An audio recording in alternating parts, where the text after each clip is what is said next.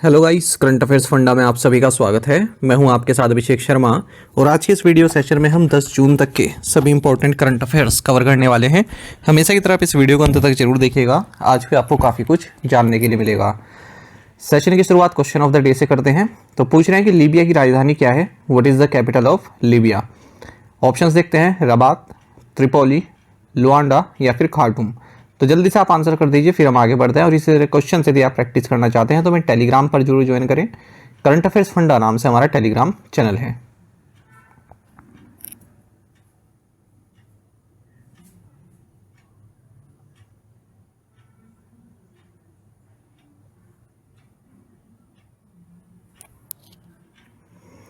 Who recently became the Indian navy's first women helicopter pilot. पूछना है कि हाल ही में भारतीय नौसेना की पहली महिला हेलीकॉप्टर पायलट कौन बनी है। ऑप्शंस आपके सामने है। सही आंसर ऑप्शन डी है, अनामिका राजीव। आपको जानना चाहिए सब लेफ्टिनेंट अनामिका बी राजीव ये इंडियन नेवी की फर्स्ट वुमेन हेलीकॉप्टर पायलट बन गई हैं। हाल ही में इन्हें प्रेस्टिजियस गोल्डन विंग्स प्राप्त हुआ है तमिलनाडु के अराकोनम में पासिंग आउट परेड के दौरान। तो अब ये सी किंग्स, ALH ध्रुव, चेतक, MH-60R सीहॉक्स ये सभी हेलीकॉप्टर्स फ्लाई कर पाएंगी। इन्हीं के साथ साथ लेफ्टिनेंट जमयांग सेवोंग ये लद्दाख से फर्स्ट कमीशन्ड नेवल ऑफिसर हैं। ये भी एक क्वालिफाइड हेलीकॉप्टर पायलट बन गए हैं। बाकी आप जानते हैं 2018 में flying officer Avani Chaturvedi Indian air force से इन्होंने इतिहास रचा था जब ये फर्स्ट इंडियन वुमन बनी थी to fly a fighter aircraft. तो इन्होंने सबसे पहली बार MiG-21 वेशन ये जो है फाइटर एयरक्राफ्ट को जो है उड़ाया था। Who won man singles title at 2024 Malaysia masters. 2024 Malaysia masters में पुरुष एकला खिताब किसने जीता। ऑप्शंस आपके सामने है। सही आंसर ऑप्शन डी है, विक्टर एक्सेल्सन। आपको जानना चाहिए 2024 मलेशिया मास्टर्स ये कुआलालंपुर मलेशिया में खेला गया। विनर्स देख लेते हैं। Man singles title Victor Axelsen ने जीता है, इन्होंने ली जिया को हराया है फाइनल में। विमेन सिंगल्स टाइटल वांग जी ने जीता है और इन्होंने भारत की PV सिंधु को हराया है। मेंस डबल्स डेनमार्क की जोड़ी किम एस्ट्रूप और एंडर्स स्कारूप रस्मुसेन ने जीता है। विमेंस डबल्स टाइटल जापानी की जोड़ी रिन इवानागा और की नाकानीच ने जीता है। वहीं मिक्स डबल्स मलेशिया की जोड़ी गो सुन हुआत और शेवोंग सेमी लाई ने जीता है। Who is the highest paid CEO of Indian descent according to the 2023 list released by the Wall Street Journal? Wall street journal द्वारा जारी 2023 सूची के अनुसार भारतीय मूल के सबसे अधिक वेतन पाने वाले CEO कौन हैं। ऑप्शंस आपके सामने हैं। सही आंसर ऑप्शन ए है, निकेश अरोड़ा। आपको जाना चाहिए द वॉल स्ट्रीट जर्नल इन्होंने हाल ही में 2023 list of the highest paid CEOs in the US जारी किया, यानी कि US में जो हाईएस्ट पेड CEOs हैं 2023 में उनकी लिस्ट जारी की है। और इसमें 17 ऐसे लोग हैं जो इंडियन डिसेंट हैं, जो इंडियन ओरिजिन है, इंक्लूडिंग सुंदर पिचई अल्फाबेटिंग के और सांद्र नारायण एडोबी के। तो इसमें जो हाईएस्ट पेड इंडियन ओरिजिन रहे हैं, ठीक है, ओवरऑल तो उनकी rank second highest paid CEO है US में, पर है ये इंडियन ओरिजिन बिलियनियर। तो इनका नाम है निकेश अरोड़ा। पहले नंबर पर होक 10 है .com के और दूसरे नंबर पर ये आते हैं Indian origin billionaire businessman Nikesh Arora. आपको बता दें ये CEO एंड चेयरमैन है पैलो एल्टो नेटवर्क के, जो कि एक मल्टीनेशनल साइबर सिक्योरिटी कंपनी है। इसका हेडक्वार्टर्स सेंटा क्लारा कैलिफोर्निया में है। फिस्कल 23 में अरोड़ा जी का जो टोटल कंपनसेशन रहा ये 151.43 मिलियन US$ रहा है। Who topped the Hurun India art list of the most successful Indian artists alive for the 6th consecutive year? सबसे सफल भारतीय कलाकारों की हुरुन इंडिया आर्ट सूची में लगातार छठे वर्ष कौन शीर्ष पर रहा। सही आंसर ऑप्शन ए है, अनीश कपूर। आपको जानना चाहिए लगातार छठे साल London based Indian origin artist Anish Kapoor इन्होंने Hurun India art list of the most successful Indian artist alive इस लिस्ट को टॉप किया है। हुरुन रिसर्च इंस्टीट्यूट द्वारा ये लिस्ट जारी की गई है। जो टॉप 50 लिविंग इंडियन आर्टिस्ट हैं, ठीक है, तो उनके बारे में यहाँ पर बताया गया है। इस लिस्ट में टॉप 50 इंडियन आर्टिस्ट को रैंक दी गई है और जो थ्रेशोल्ड रहा किसी आर्टिस्ट के लिए टॉप 25 में एंटर करने के लिए वो भी बढ़ गया है। 2021 में 35 लाख रुपए था और ये 2024 में 1.9 करोड़ रुपए पहुंच गया है। Which country recently named Alamaye Halina as its new prime minister? हाल ही में किस देश ने अलामाए हलीना को अपना नया प्रधानमंत्री नियुक्त किया है? सही आंसर ऑप्शन बी है चैड। आपको जानना चाहिए कि चैड ने चाइना में जो इनके एम्बेसडर हैं अलामाए हलीना, इनको नया प्राइम मिनिस्टर नियुक्त किया। इससे पहले हमने देखा था पिछले महीने कि इनके नए प्रेसिडेंट बने हैं मोहम्मद इदरिस देबी। चैड की बात करते हैं, कैपिटल एंजामेनी है और करेंसी है central African CFA Frank. Lithuania के जो प्रेसिडेंट हैं गीतानास नाउसेडा, ये री इलेक्ट हुए हैं। Who has been appointed chairman of the board of directors of ICICI Prudential? ICICI Prudential के निदेशक मंडल का अध्यक्ष किसे नियुक्त किया गया? सही आंसर ऑप्शन डी रहेगा संदीप बत्रा। आपको जानना चाहिए insurance regulatory and development authority of India यानी कि IRDAI, इन्होंने संदीप बत्रा को board of directors of ICICI prudential का चेयरमैन नियुक्त करने को मंजूरी दे दी है और इस पोस्ट पर ये MS रामचंद्रन को सक्सीड करेंगे। ICICI prudential life insurance company limited की बात करें तो इसकी स्थापना एक जॉइंट वेंचर के तौर पर हुई थी ICICI बैंक लिमिटेड और London based prudential corporation holding limited के बीच में। अरुण बागची इसके मैनेजिंग डायरेक्टर एंड CEO हैं। Who is heading the inter-ministerial committee set up by the Ministry of Home Affairs to tackle cyber crimes?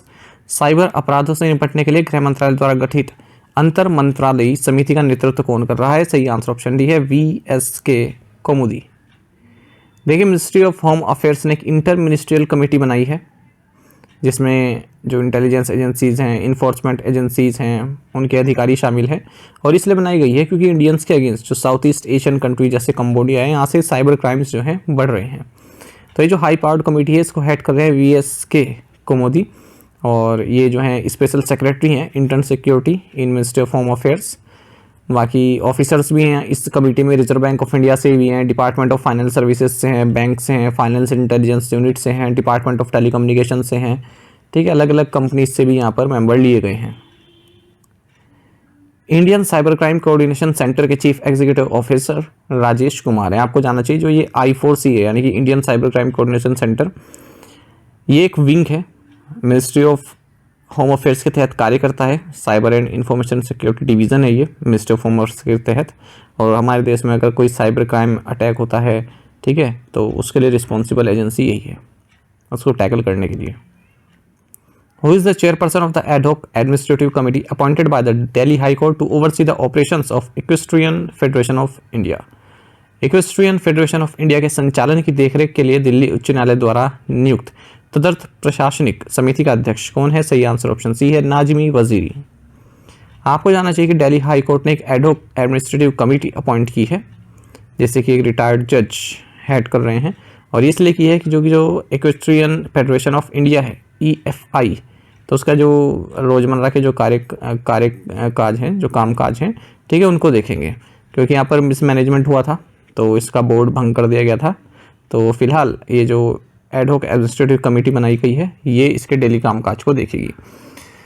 तो ये जो committee बनाई गई है इसका नेतृत्व कर रहे हैं नाजमी वजीरी, ठीक है, और इस कमेटी में former chief election commissioner SY Qureshi भी हैं, ऑब्जर्वर हैं इस कमेटी में, और एडवोकेट रोहिणी मूसा भी हैं मेंबर।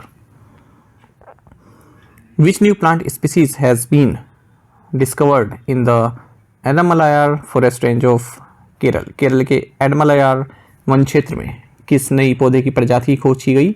सही आंसर ऑप्शन डी है एम्ब्लिका चक्रवर्ती।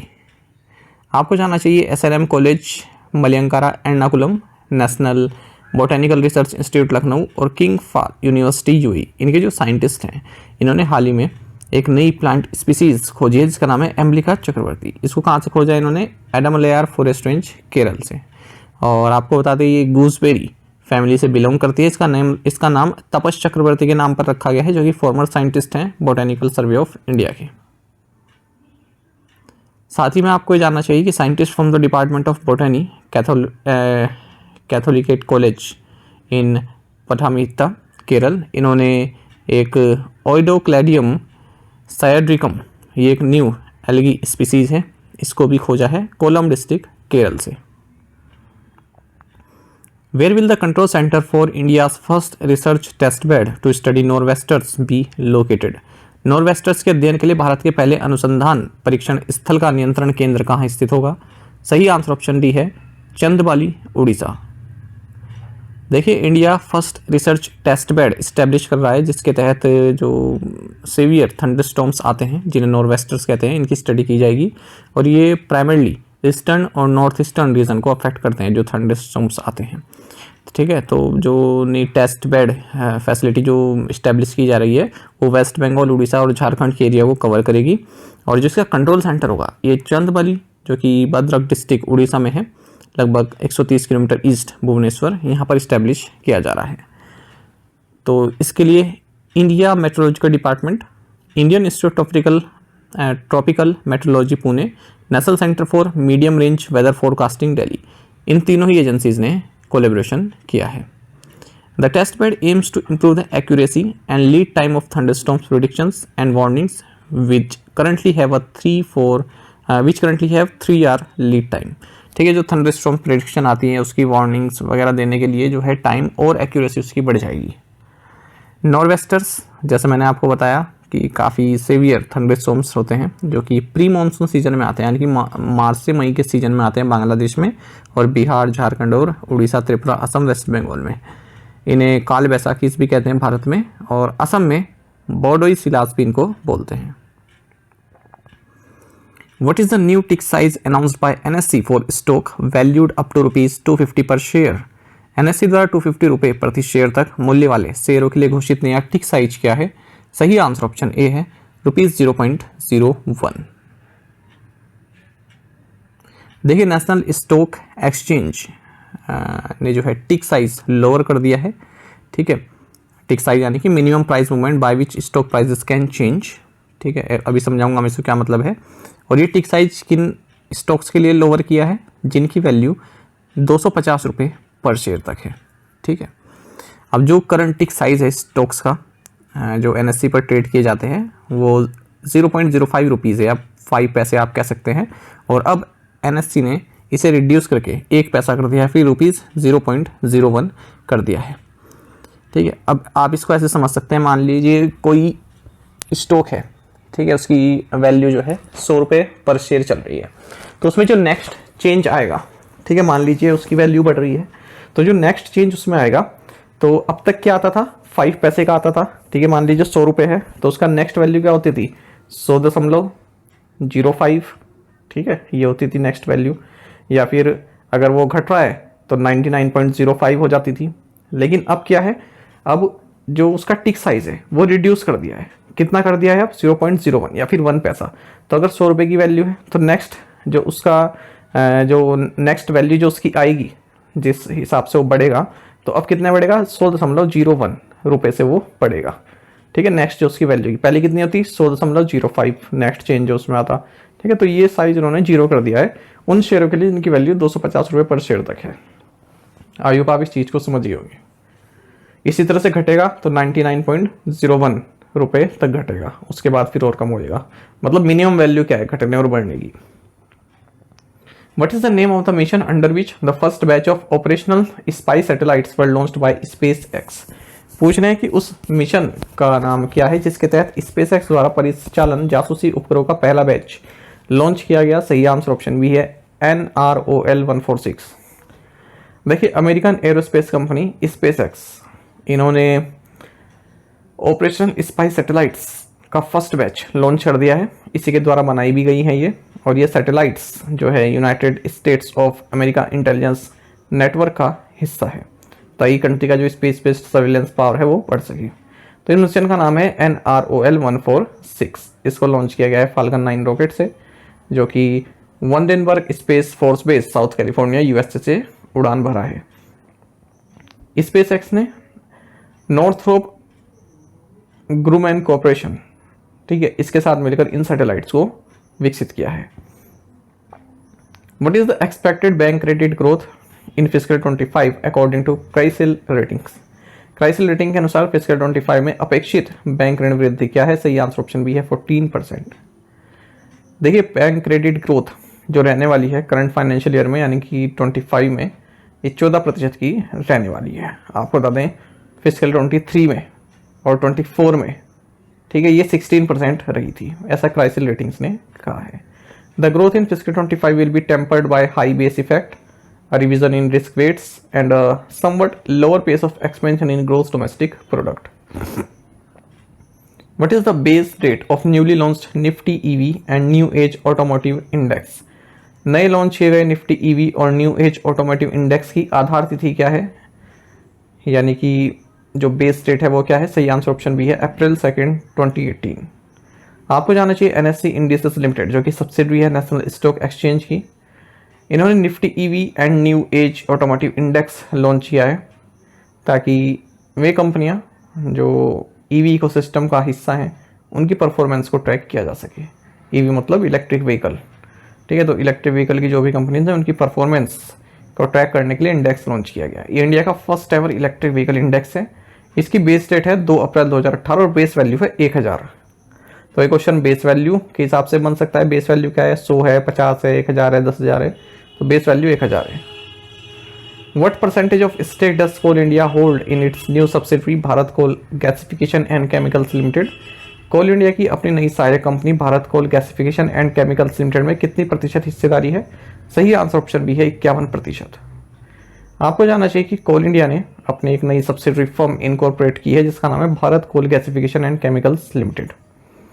तो कोल इंडिया इसमें 51% स्टेक रखे हुए है, मेजोरिटी स्टेक इसके पास है, और रिमेनिंग 49% स्टेक है BHEL के पास। Which state recorded the highest unemployment rate among the 15 to 29 age group for the January to March quarter of 2024? 2024 की जनवरी से मार्च तिमाही के लिए किस राज्य में 15 से 29 आयु वर्ग के बीच सबसे अधिक बेरोजगारी दर्ज की गई? सही आंसर ऑप्शन है केरल। आपको जानना चाहिए अगर हम 15 से 19 एज ग्रुप की बात करें और वो भी जनवरी से मार्च क्वार्टर की 2024 में, तो केरल में हाईएस्ट अनएम्प्लॉयमेंट रेट देखा गया है, वहीं लोवेस्ट अनएम्प्लॉयमेंट रेट देखा गया है दिल्ली में। ऐसा बताया गया है ministry of statistics and programme implementation द्वारा लॉन्च किए गए पीरियडिक लेबर फोर्स सर्वे में। इस सर्वे में 22 स्टेट्स एंड यूनियन टेरिटरीज को कवर किया गया है और जम्मू एंड कश्मीर, तेलंगाना, राजस्थान, उड़ीसा, यहाँ पर भी काफ़ी हाई अनएम्प्लॉयमेंट रेट देखने के लिए मिला है। ओवरऑल अनएम्प्लॉयमेंट रेट अगर हम बात करें 15 से 29 एज ग्रुप में, ये 17% रहा है जनवरी से मार्च के पीरियड में, ठीक है, और जो प्रीवियस क्वार्टर है उससे 16.5% ज़्यादा रहा। और अगर हम 2023 में बात करें इसी पीरियड में जनवरी से मार्च में, तब 17.3% था। अगर हम फॉर ऑल एज ग्रुप बात करें 15 से 29 छोड़ दीजिए, सभी एज ग्रुप के लिए, तब अनएम्प्लॉयमेंट रेट 6.7% रहा है, जबकि प्रीवियस क्वार्टर में 6.5% था और एक साल पहले ये 6.8% था। 3 स्टेट्स एंड यूटीज में सिंगल डिजिट अनएम्प्लॉयमेंट रेट देखने को मिला, यानी कि यहाँ पर काफ़ी कम बेरोजगारी दर है, जैसे दिल्ली हो गया, गुजरात हो गया और हरियाणा हो गया। इसमें ये बताया गया है कि high unemployment rate for women, महिलाओं के लिए सबसे ज़्यादा बेरोजगारी दर जम्मू एंड कश्मीर में 48.6%। ओवरऑल फीमेल अनएम्प्लॉयमेंट रेट जनवरी से मार्च क्वार्टर में 22.7% रहा है, ठीक है, और 22.5% पिछले क्वार्टर में था और पिछले साल 22.9% था। दिल्ली में लोवेस्ट अनएम्प्लॉयमेंट रेट है महिलाओं के लिए और मेल अनएम्प्लॉयमेंट सबसे ज़्यादा केरल में है, वहीं लोवेस्ट मेल अनएम्प्लॉयमेंट दिल्ली में है, ठीक है। विमेन और मेन दोनों के लिए लोवेस्ट अनएम्प्लॉयमेंट रेट दिल्ली में है। जो PLFS सर्वे है ये जॉबलेसनेस को ट्रैक करता है, लेबर फोर्स पार्टिसिपेशन को ट्रैक करता है और वर्क पॉपुलेशन रेशियोज को ट्रैक करता है। जो अनएम्प्लॉयमेंट रेट है ये करंट वीकली स्टेटस के हिसाब से होता है, जहाँ पर कि किसी पर्सन को अनएम्प्लॉयड कंसिडर किया जाता है अगर उसे कम से कम 1 घंटे का भी कार्य एक हफ्ते में नहीं मिला है, जबकि वो कार्य के लिए अवेलेबल है, ठीक है, वो कार्य करना चाहता है पर उसको 1 हफ्ते में 1 घंटे का भी काम नहीं मिला है, तो वो अनएम्प्लॉयड कहलाता है। टू द पॉइंट क्वेश्चंस देख लेते हैं। हु इज जॉन की का Chiu, chief executive of Hong Kong? Name the head coach of the US national cricket team Stuart Law. Which country to launch 1 person 1 file mass surveillance program? China. In which constituency did Odisha CM Naveen Patnaik suffer a defeat, his first in 26 years? Kantabanji. In which sole constituency in Gujarat did the Congress secure victory, where Ganiban Thakur defeated the Bharatiya Janata Party's Rekhaben Chaudhary? Answer is Banaskantha. आप में से कई aspirants से बिल्कुल सही answer किया है। इसी तरह से पार्टिसिपेट करते रहें। चलिए आज के असाइनमेंट क्वेश्चन देख लेते हैं। Which agency conducts the NEET exam?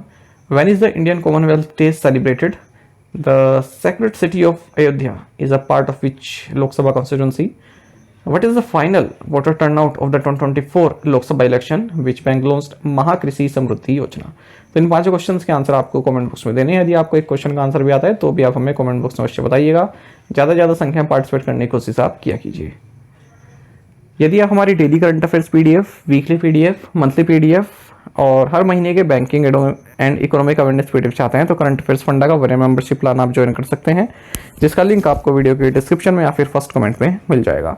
आपको बता दें, इस वरीय मेंबरशिप प्लान के तहत जितना भी हमारा पीडीएफ कंटेंट है वो हम आपको 1 साल तक के लिए प्रोवाइड कराते हैं, जिसे आप डाउनलोड कर सकते हैं, प्रिंट आउट भी निकलवा सकते हैं। इसलिए चाहे तो आप करंट अफेयर्स फंडा ऐप को यूज़ कर सकते हैं या फिर अपने लैपटॉप या सिस्टम की मदद से वेब लॉगिन भी कर सकते हैं। कोई भी आपका एग्जाम हो, बैंकिंग, एसएससी, रेलवे या फिर स्टेट पीसीएस, जहाँ पर भी जनरल अवेयरनेस या करंट अफेयर्स पूछे जाते हैं, सभी एग्जाम्स के लिए हमारा पीडीएफ कंटेंट काफ़ी यूजफुल है। और अब तो आपको हमारी इस करंट अफेयर्स फंडा ऐप पर फ्री क्विज भी हम अवेलेबल करा रहे हैं। और यदि आप हमारा 1 ईयर मेंबरशिप प्लान लेते हैं तो हम इसको आपको कैटेगरी वाइज क्विज भी प्रोवाइड कराते हैं। ठीक है, तो एक बार अगर आपने हमारे करंट अफेयर्स पढ़ लिया, उसके बाद इन कैटेगरी वाइज क्विज को अटेम्प्ट कर लिया, तो यकीन मानिए आपका करंट अफेयर्स सेक्शन काफ़ी स्ट्रॉन्ग हो जाएगा और आप अच्छा स्कोर कर पाएंगे अपने आने वाले एग्जाम्स में। फिलहाल आपको हमारे इस कोर्स पर 10% ऑफ मिल जाएगा। कूपन कोड रहेगा समर। आपको क्या करना है, लिंक वीडियो के डिस्क्रिप्शन में फिर फर्स्ट कमेंट में दिया गया है, उस पर क्लिक करना है, हमारी ऐप को इंस्टॉल करना है, वहाँ आपको जनरल अवेयरनेस का कोर्स मिलेगा। ठीक है, और उसको आप वहाँ बाय कर सकते हैं कूपन कोड समर अप्लाई करके। बाकी आप अगर गूगल प्ले स्टोर पर हमारी ऐप को ओपन करें, वहाँ पर रिव्यूज़ देखें, तो जो भी एस्पिरेंट्स है जिन्होंने हमारा कोर्स लिया हुआ है या फिर जो सिलेक्ट हो चुके हैं, उनके रिव्यू आप पढ़ सकते हैं। उससे आपको एक आइडिया मिल जाएगा किस तरह का कंटेंट हम आपको प्रोवाइड करा रहे हैं। साथ ही करंट अफेयर्स फंडा को आप टेलीग्राम पर भी ज्वाइन कर सकते हैं। यहाँ पर रेगुलर वीडियो अपडेट्स और करंट क्विज हम आप सभी के डालते रहते हैं। साथ ही डिस्कशन ग्रुप में आप किसी भी क्वेश्चन का सोल्यूशन पा सकते हैं। दोस्तों, हमारे करंट अफेयर्स की प्लेलिस्ट दी गई, इसको आप जरूर देखें, अपने दोस्तों के साथ, फेलो एस्पिरेंट के साथ हमारे करंट अफेयर्स को शेयर जरूर करें। आज का ये सेशन आपको कैसा लगा आप कमेंट बॉक्स में अवश्य बताइएगा। Thank you guys.